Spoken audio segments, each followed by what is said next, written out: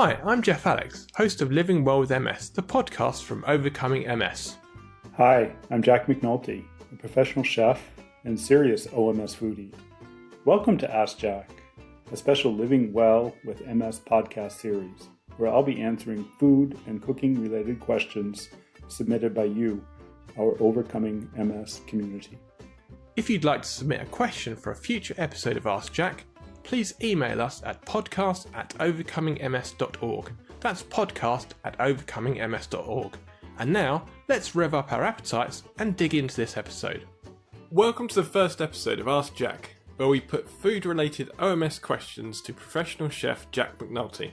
Thanks, Jack, for embarking on this special series and for giving us your food and cooking expertise. Thanks, Jeff. It's a very kind welcome indeed. I'm really very excited about answering the questions from our very special OMS community, and I'm really looking forward to the series. So far we've collected over 20 questions from our community on all manner of food and cooking related subjects. We've grouped these up by category, and I'll go through each of these categories and get Jack's expert opinion on each of the questions. Thanks everyone who submitted a question, and feel free to submit more questions for future Ask Jack episodes by emailing them to podcast@overcomingms.org. So we're going to start out with cookware.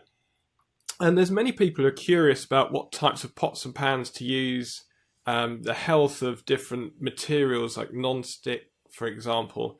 So could you let us know what your thoughts are about different cookware options? Sure. I think it's an excellent place to start. It's actually, I would say, the most common question I receive from other people. What kind of pan do I use? What kind of pot do I use? And I think it's important when you start to address this topic is that there's no single pot or pan out there that's perfect, but all of them have certain elements that are worth considering. Depending on how you're cooking or what you're making. What's important is, and the goal for any cookware is to conduct heat evenly and efficiently and be chemically unreactive. So those are the two things that all manufacturers are trying to achieve. And to this point, nobody has achieved 100% reliability on either one. So let's just quickly go through the options that are out there. We'll start with ceramics. So ceramics are things like earthenware, stoneware, even glass is considered a type of ceramic. So ceramics are the most chemically stable. They're very unreactive, and they don't affect taste or flavors whatsoever in the cooking process. The drawback about ceramics, there's actually two of them. First of all, they're not terribly good at higher temperatures. They're really effective when you're cooking at a moderate to low temperature over a long period of time because they hold their heat really well. The other problem with ceramics would be on the glazing. So most of this is outlawed anymore with lead glazing. But if you do happen to get some cheaper quality ceramic, that's certainly something to be concerned with, as lead will leach out in the cooking process, and that can be fairly harmful, especially when you're cooking acidic foods. So that's something to look for. If you're using ceramics, make sure it's lead-free. Enamelware is a type of ceramic. So that's basically the same thing as ceramics, but it's been coated with powdered glass to create sort of a protective layer. This would be a pot like, to mention a brand, like a Le Creuset. Most people are familiar with that. That's a type of enamelware. So this is protecting the food from any sort of chemical reaction, but it also has the same issues as normal ceramics, meaning it can be chipped rather easily, not as easy as pure ceramic, but still you have to be careful with the utensils you're using. And it's also susceptible to chipping with rapid heating or rapid cooling, that sort of thing. So that's the first area is ceramics. The second type of Cookware would be, so I'll say it first in American English, aluminum, and then in normal English, aluminium, depending on where you are in the world. That is a type of cookware that's extremely good in terms of conducting heat. It's one of the best when it comes to even distribution of heat, but it can also be reactive to food, which means that acids or alkalis can discolor food when cooked into aluminium pans or aluminum pans. That's just something to sort of keep in mind. That there is a product called an anodized aluminium or aluminum pan that's basically just creating a protective layer that protects against this sort of discoloration or reaction with food. Copper is the other kind of popular metal, I guess, that's used in cookware. It's the best in terms of conductivity, heat conductivity. It's expensive, and there are also health issues that come with copper, which is why most copper pans are actually lined with a stainless steel or tin sort of thin layer. The problem with those layers is they're very susceptible to high heat, meaning anything over 230 degrees Celsius or 450 degrees Fahrenheit. That means not so good on a direct heat on stovetop using a high heat or something like that. The pan will sort of warp on you. Iron and steel are probably some of the most popular, and these are where I get the most questions with cast iron or carbon steel. They're a good conductor of heat, but their problem is they corrode very easily, and even though they absorb and hold heat very well, you have this problem with corrosion, which is not the healthiest of situations when it comes to cooking.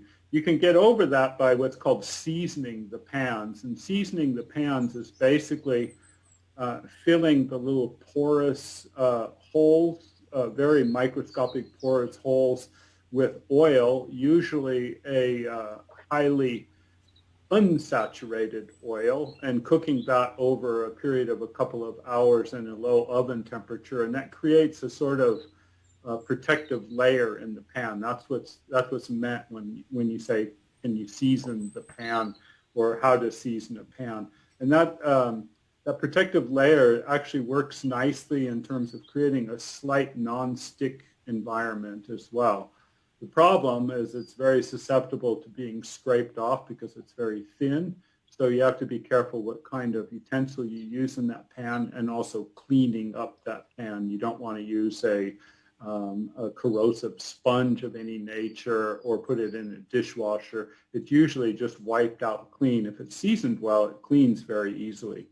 So in an OMS friendly way, because I assumed that you couldn't season a pan in an OMS friendly way, but you could just use olive oil, for example, and then what temperature would you put it in the oven for? I actually wouldn't even use olive oil. I'd use something even cheaper. Right. This is one of the very, very few uses of something that a kind of oil that would be highly processed, for instance, because that oil is not ever being absorbed in any food that you're putting in. It's basically just working as a filler. It would be the same thing as flaxseed, or commonly referred to as linseed. Like a linseed oil is a primer that you can put on wood before you paint it, and it hardens, and it's just filling in the porous gaps. Not that that's ever going to be used for anything other than just creating a surface. And the same thing sort of applies when seasoning a pan. You're just putting that oil in there. You're putting it in a temperature environment, I would say around 180 degrees Celsius with 350 degrees Fahrenheit for anywhere from 1 to 2 hours. And that creates in itself, it fills that porous holes, and it creates a sort of microscopic hardened texture that doesn't release unless you chip it away. And that's why you want to be careful with the utensils that you're using. on Okay. something Okay. like that. But stainless steel is the other type of element that's is commonly used. So stainless steel is basically a mixture of iron and carbon. It is the most expensive of all of the options that are out there. It's relatively poor in conducting heat, but it's very non-reactive in terms of food. The way manufacturers get around that conduction issue is they create a layer of either copper or aluminium, something that's highly conductive to heat on the bottom of the pan. And then that transfers the heat back up into the actual cooking surface or where the stainless steel is. It's probably the closest that anybody has come to chemically inert or thermally responsive type of cookware, the pan, is stainless steel. I'll get into that a little bit more in some of the other questions in terms of how to do that in an oil-free environment. But speaking of that, then there's the non-stick environment. And so this is where a lot of questions come up in the OMS world is how do I use a non-stick pan, or should I use a non-stick pan, these sorts of things. So basically non-stick pans just have thin layers of a compound, and that can vary from things like Teflon to silicon to a number of other new modern sort of creations, some of which aren't even disclosed on the websites of the manufacturers. And basically, it's just creating a sort of thin plastic-like layer where the food doesn't stick at all. And so that's in essence what a non-stick pan is going to do. All non-stick pans are going to have the same basic issues in terms of effectiveness. They're not very good at high heat, which means you want to always make sure you're keeping your heat under around 250 degrees centigrade, 500 degrees Fahrenheit. So that means not good for the oven, not good when you're blasting heat on your stovetop, which we shouldn't be doing anyway. And the other issue is they're very susceptible to chipping, cleaning up. If you store your pans in the cupboard and don't put a protective layer in between, they get scratches. And shelf life is generally really short with these pans, so 2-3 years maximum. And that, as someone pointed out, that's probably why they're the most popular pan sold on the market, is because they have the shortest time span. So something like stainless steel or some kind of ceramic or iron steel combination is probably going to be your best bet for long-term cooking. And we got a question from a listener in the Netherlands about whether there's any type of cookware that would limit the amount of oil that you need to use. That's a good question. So let's go through those a little bit. When limiting oil, so if you're using something like cast iron or carbon steel, you want to make sure that that pan is well seasoned, and you make sure that you're cleaning that pan effectively and according to manufacturer instructions, which means, again, not in a dishwasher, no abrasive solutions on it, and maybe once or twice a year re-seasoning the pan. That will create a nice surface on that pan, and it will make it effective in a very low fat environment. If you're using something like ceramic, it's very important to slowly heat the pan or pots, and just only really using moderate temperatures. Preheating the pan and pot is crucial. A lot of times in cooking, people are just impatient, shall we say. I'm hungry, I want to eat, let's get the pan on the stove. I'm not going to worry about heating it slowly. I'm going to blast it on full heat. Oh, it's hot, let's put the food in. And that's actually a mistake. That's where you're going to create the more of the pores that open, and that's where food will actually stick. Non-stick pans, new generation type pans like green pans, it's very important for those pans to slowly preheat. And by doing so, you're going to create a very smooth surface, and they're very effective with low fat, no fat kind of cooking, as long as it's not too liquidy, something like a pancake batter or something of that nature. And again, you want to do low to moderate types of temperatures. Stainless steel is what I use the most. It's very important to preheat, and I personally, with stainless steel, allow my food to stick at times. And I think that that's an important consideration. Sometimes, like if I want to caramelize onions, I will go ahead and allow that food to stick, which is easily released when you just add 1 or 2 tablespoons of some kind of water or moisture to the pan.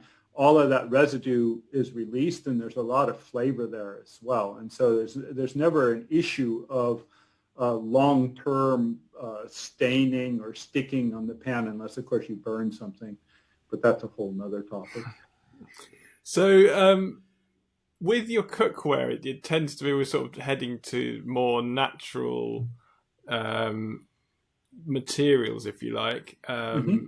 And we had a question from Duarte, who's originally from Portugal, but now living in Poland, who wanted to ask about with food. Is there a big benefit to be fully organic and only consuming organic products?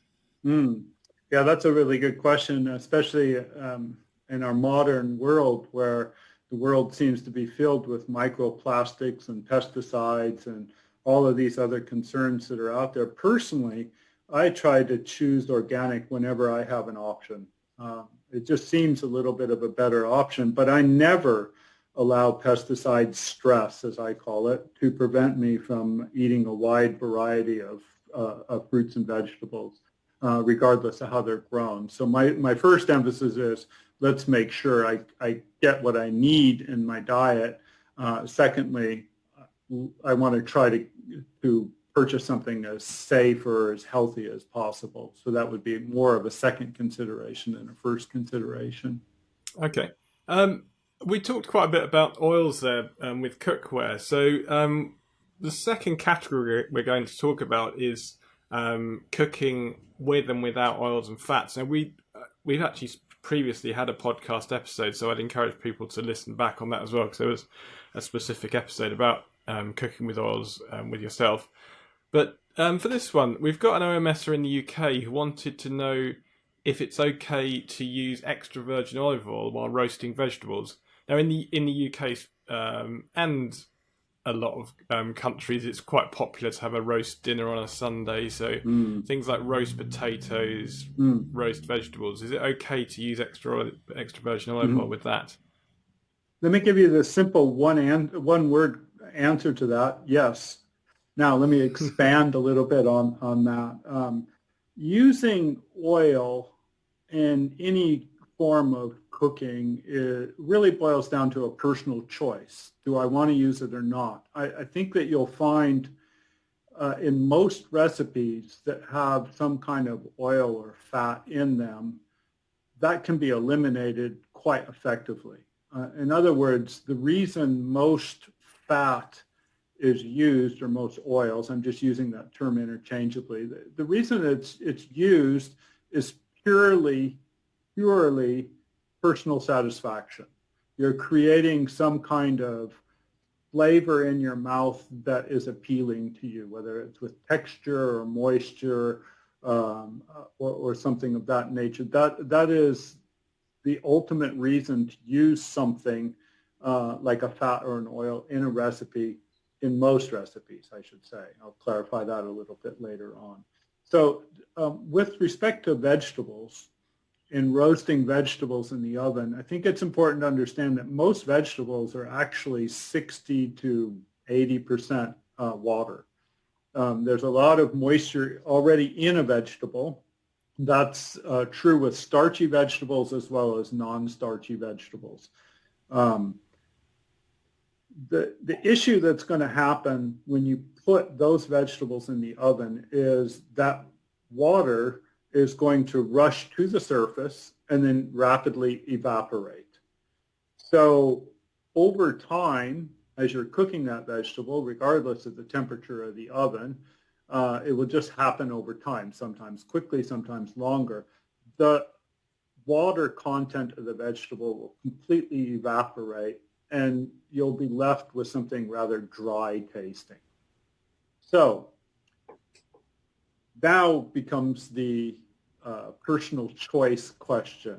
And you can do this easily in your home using any kind of vegetable, just to check to see where you stand on the whole issue with oils and roasting of vegetables. So let's work with carrots, for instance. If you put carrots in the oven and roast them, assuming they're all cut roughly the same size, let's just say, for the sake of argument, at 190 degrees Celsius, or about 375 degrees Fahrenheit, and you roast those carrots for about 15 minutes, they'll take on a sort of a wilted look, and they'll dry out rather rapidly. And you eat it, it'll taste okay, but dry. Now, if you take those same carrots, and before you put it into the pan in the oven, and you just put it in a bowl and just lightly toss it with enough oil to just coat the surface, then cook that in the oven under the same scenario and situation, same temperature, same time frame. What's going to happen is that oil is going to create sort of a protective barrier on the surface of the carrot. It will stop some of the water from evaporating, preserving the moisture internally. And it will also help with the external sugars that may exist on the surface of the carrot to start browning or caramelizing. And that usually occurs at around 110 to 120 degrees Celsius. That's around 250 degrees Fahrenheit, I believe. Something in that nature. It'll start to caramelize, take on a sweet flavor. So your texture is going to be different. Your flavor is going to be different. And the internal sensation will be different. Some people prefer the first rather than the latter.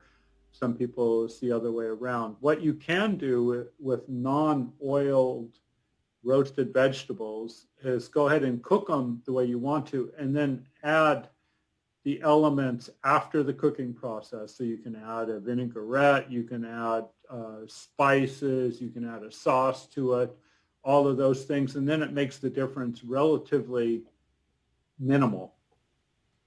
And we've had a question from Johanna in Berlin, who wants to know about using water to temper the temperature of oils when combined during cooking, so reducing that from a frying temperature down. Yeah, I think we touched a little bit about that on the previous podcast we did with oil, but just again, for those that may have missed it, water boils or comes to a boil at around 100 degrees Celsius or 212 degrees Fahrenheit, assuming you're at sea level, and there are other things that come into play there.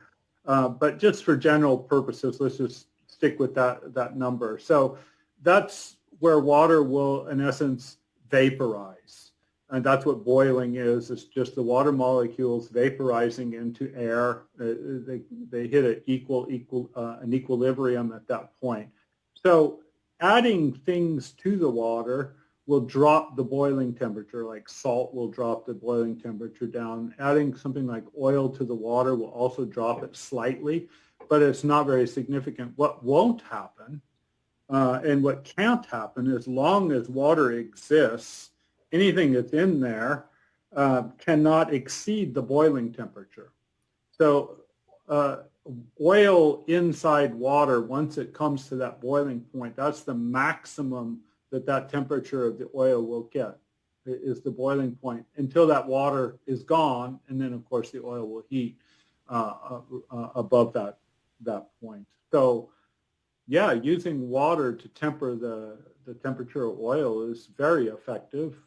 That's why in an oven you're going to have that scenario where the water is evaporating on the surface, and it tempers the temperature of the oil on the surface as well.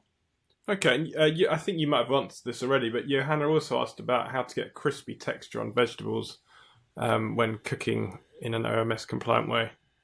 Hmm. Yeah, the crispy texture. Hmm. Who doesn't like a good crispy piece of potato with a really soft interior? I think that's what we all are trying to search for, is that sort of crispiness with the internal softness. So there are ways to do that, but maybe if we just look at it in a more general term, you can kind of visualize this. Basically, what's happening when you create a crispy exterior on any vegetable is the natural sugars from the starches or natural sugars that exist on the surface will start to caramelize. It's much the same as taking sugar, putting it into a pan, turning on the heat, watching the sugar melt, and eventually start turning color. And it will start increasing in different flavor molecules until it gets to the point of over caramelizing, turning dark, and then bitter. The same thing happens on the surface of a vegetable. When it reaches a certain temperature point, and again, that happens relatively low when the process starts, the sugars begin to caramelize. And as they caramelize, they'll harden as they cool. And that's what gives the crispy texture of any sort of vegetable. So in order to achieve that, the best way to create that crispy exterior with a soft interior is using a higher temperature. So in an oven, that's why I have no problem roasting something at a relatively high temperature. I usually roast between 210 Celsius and 220 Celsius, which is what is that, around 420 to 450 Fahrenheit, something of that nature. Relatively high. That's going to cook the vegetable quickly on the exterior, caramelize the sugars, and keep the interior relatively soft and moist before all of the water evaporates. And if you do that quickly, you're not exposing the surface at a longer period, which can be harmful.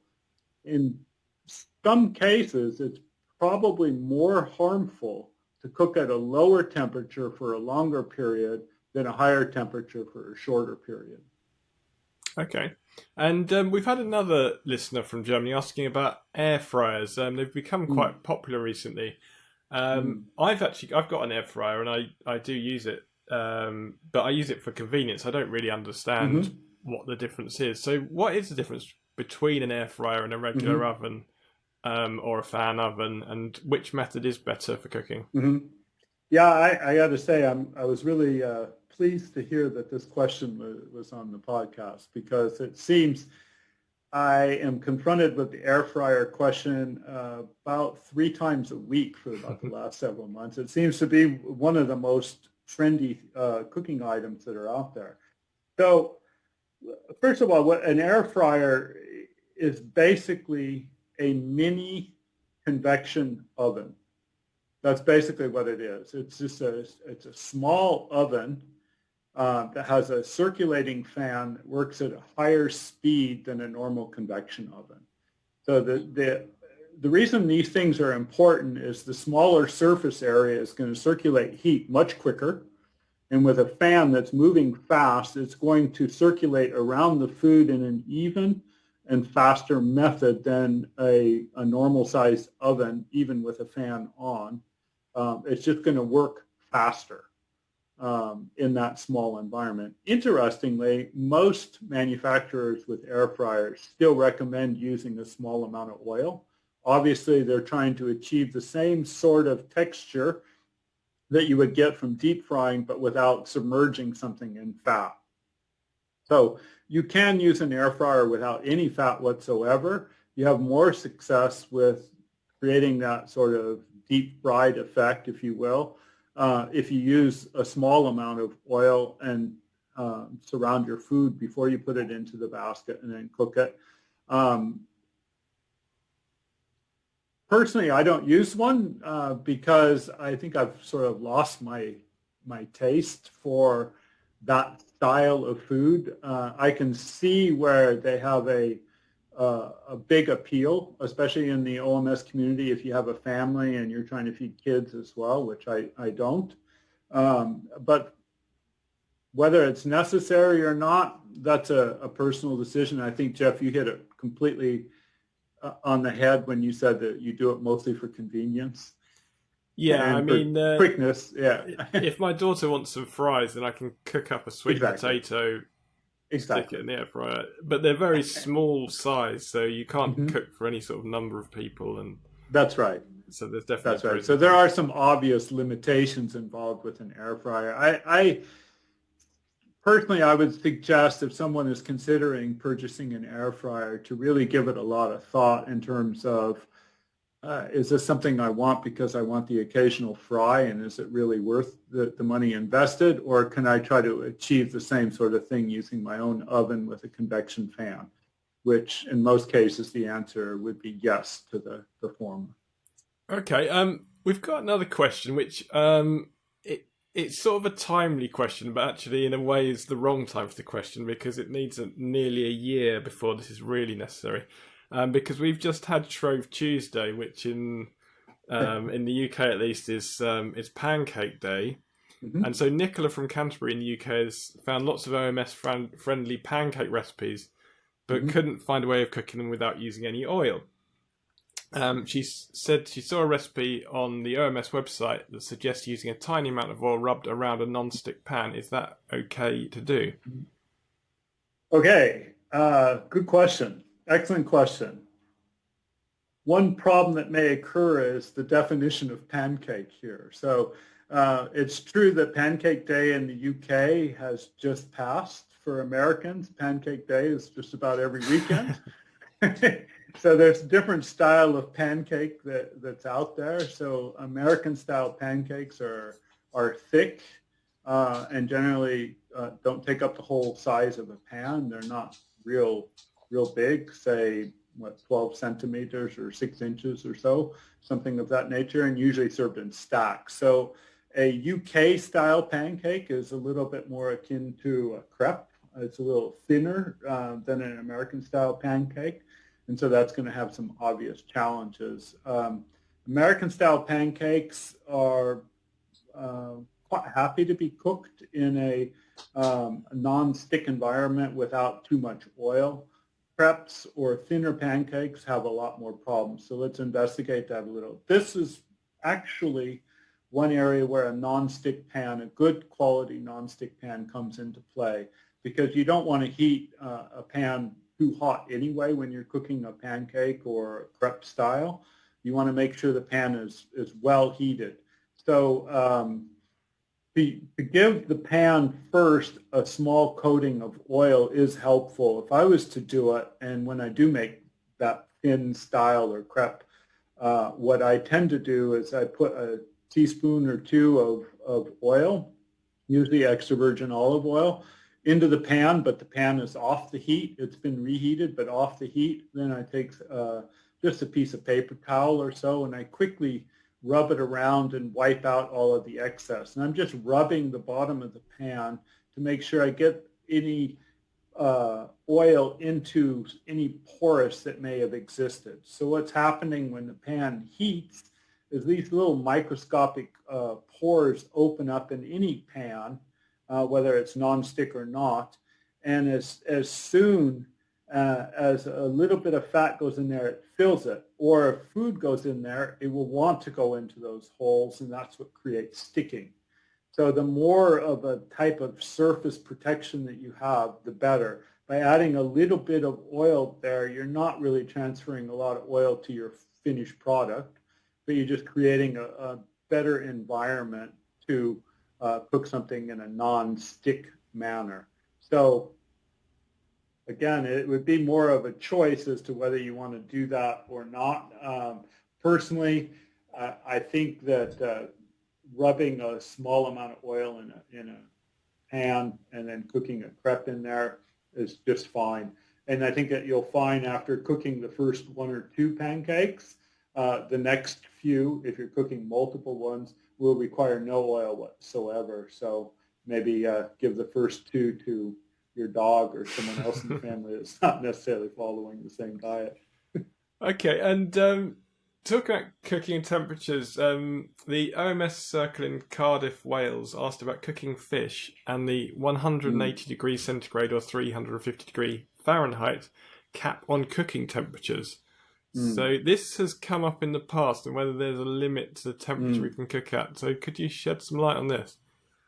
Yeah, let's just back up on that. There seems to be two parts to that question. So the fish aspect, I'm assuming by that question that the person is asking about oily fish and cooking oily fish and ways to cook oily fish. I am guessing on that. Anything that's like a piece of salmon or something of that nature can be cooked in many different ways. So you can saute it, grill it, bake it, stew it, poach it. There's many different ways to cook that particular kind of fish. If you want to keep it as protective as possible in the OMS environment, then I would suggest doing something like poaching it, which is cooking it at a relatively low temperature inside a liquid, flavored liquid. Stewing it, which is cooking it in a pan with a small amount of liquid, or baking it. And often baking can be done to create steam by wrapping it in some kind of paper or foil, which cooks the fish in a very safe manner. And in essence, you're just steaming the fish at that point. Sautéing and grilling become a little bit more problematic, although it's possible to do either one.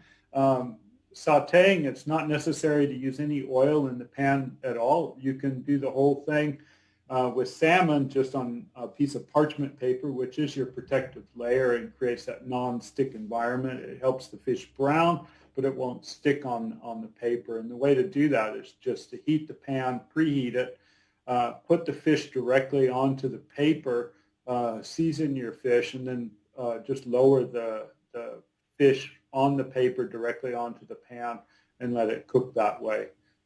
I generally, if I was doing that, I would generally only cook one side of the fish and finish cooking the top half by just allowing, covering the pan for the last 1 or 2 minutes, which just cooks the top part more gently, and the bottom part is a little bit more of that crispy texture. So that would be the question on cooking the fish. In terms of the 180 degree cap, so this question still comes up quite often. So there's a lot to discuss there. I know we went into quite a lot of detail on the earlier podcast about that, so maybe it helps to go back and re-listen to that. But let's talk about that just briefly. The first question to ask yourself about the 180 degree cap is it a cap or what is it that you're trying to achieve? And so when someone asks me that question, what's the highest I can cook at, or can I go over 180 degrees? My answer usually starts with, well, what is it that you're trying to achieve here with your health and with your cooking, and why are you asking the question? And more often than not, people get stuck on this number that doesn't really mean anything, and they forget what the bottom line is. And the bottom line always has to be, for people on the OMS lifestyle anyway, always has to be, what are we doing to protect and preserve our health? And so you're trying to reduce instances of cell degeneration. You're trying to reduce any incidence of inflammation. You're trying to reduce any incidence of free radicals, all of these sorts of things that can occur. The 180 degrees is no magic number. So you can have a very unhealthy sort of way of cooking something at 160 degrees, which is around 320 degrees Celsius. 180 degrees, by the way, is 350 degrees Celsius or Fahrenheit. But you can also have a healthy way of cooking something at a much higher temperature just by cooking it at a shorter period of time. And then the whole question of heat transfer comes into play, which we went into a lot of detail on in the earlier podcast. But basically, um, the temperature of an oven is not directly related to the temperature of the food when you cook it. In other words, if your cooking temperature is 180 degrees Celsius or 350 degrees Fahrenheit, that by no means indicates that your surface temperature of the food or internal temperature of the food is going to be that same temperature. It'll be much, much lower. And that has to do with how heat gets transferred. The opposite is true by direct heat, by putting something on a grill or a saute pan. That will be very closely correlated. So I would say there is no cap on the question of 180 degrees Celsius, and it's quite safe to cook beyond that in many environments. And you mentioned before, if it has liquid in it, if there's moisture in it, then that would self-regulate, like a vegetable, for example. Or... That's exactly correct. Okay. Yeah. We're talking about oils, so and baking. Is it possible to make a savoury pastry? This is from Susan in England. Could you make a savoury pastry without any added fat or oil? Susan, if you have discovered a way to do that, we should probably talk offline about going into business together. I was going to say, actually, because I haven't discovered this method. There's something interesting here about the role of fat. So I mentioned earlier that fat generally doesn't have any place or serve any role in a recipe other than personal pleasure. The obvious exception is within baking. And so baking fats are sometimes quite useful to create the texture that you're going after. And so just to explain that, so anytime you mix water with wheat, as in a wheat flour, you're going to create gluten. You can create gluten just by mixing the two and doing nothing with it. Gluten will just self-form in that environment. When you knead it, it just lengthens out those gluten strands and gives whatever you're doing a lot of strength, and then they capture air and all of those sorts of things.